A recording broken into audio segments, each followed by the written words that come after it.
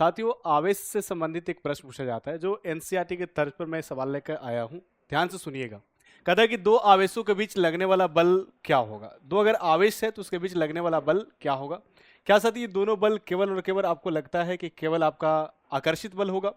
क्या आवेशों का मान पर निर्भर करेगा या आवेशों के बीच की दूरी पर निर्भर करेगा?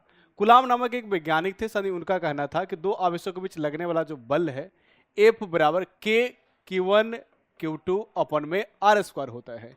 इसका मतलब है कि दो आवेशों के बीच लगने वाला जो बल होगा वो आवेशों का मान का गुणनफल होगा और उसके बीच का दूरी का व्युत्क्रमानुपाती होगा। इसका मतलब उसके आवेशों का मान पर भी निर्भर करेगा और उसके बीच का दूरी पर भी निर्भर करेगा।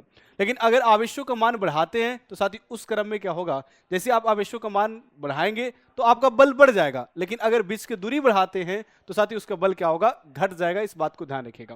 दूसरी बात साथ ही, आवेश के कारण सिर्फ आकर्षण बल नहीं लगता है, क्योंकि समान आवेश होता है तो प्रतिकर्षण बल भी काम करता है, और अगर असमान बल है तो वहां पे असमान आवेश है तो आकर्षण बल काम करता है। इस बात को ध्यान रखिएगा ना।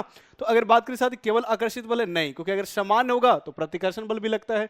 अलग अलग अगर आपका आवेश है तो आकर्षण बल लगता है। क्या मान पर निर्भर करता है? बिल्कुल नहीं साथी। आवेशों के बीच की दूरी बढ़ाने के साथ बढ़ता है, गलत है, क्योंकि अगर बीच की दूरी बढ़ाएंगे तो आपका बल घट जाएगा, ये भी गलत है। इसमें सत्य कथन क्या होगा? बोलेंगे सर सत्य कथन कोई नहीं है, डी इसका बिल्कुल सही जवाब हो जाएगा। इसी के आधार पर एक और प्रश्न है, कमेंट बॉक्स में कमेंट करके आप बताइएगा। बहुत बहुत धन्यवाद।